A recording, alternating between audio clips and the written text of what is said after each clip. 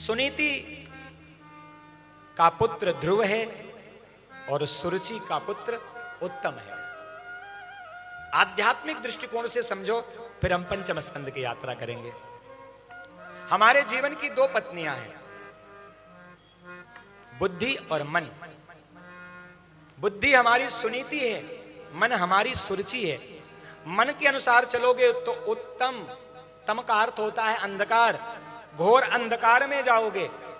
और सुरुचि अर्थात बुद्धि के अनुसार चलोगे तो ध्रुव की प्राप्ति होगी, जहां सशरीर वैकुंठ का मिलन होगा। महाराज 4.5 वर्ष के बालक ने माता के वचनों का पालन किया है।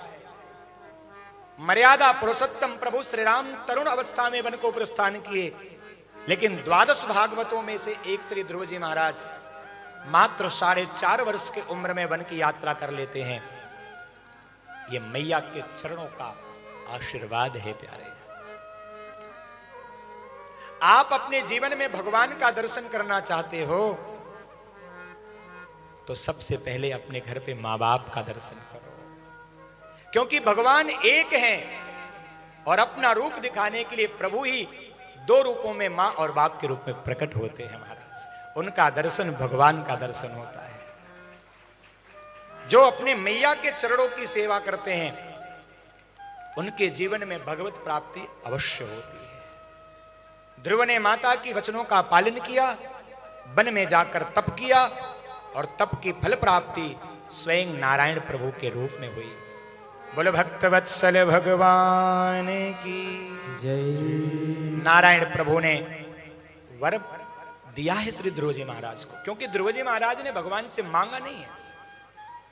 ध्यान से समझना, इस दुनिया में मांगना सबसे खराब है। महाराज मुझे क्षमा करना, मैं थोड़ा कठोर वचन का पालन करता हूं व्यासपीठ से।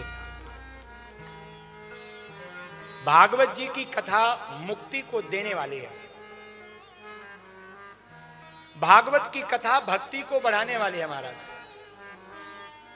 लेकिन आजकल की कथा में गोदान, गौ आश्रम के लिए, विद्यालय के लिए, मंदिर के लिए, आश्रम के लिए खूब मांगा जा रहा है। मांगना क्या है?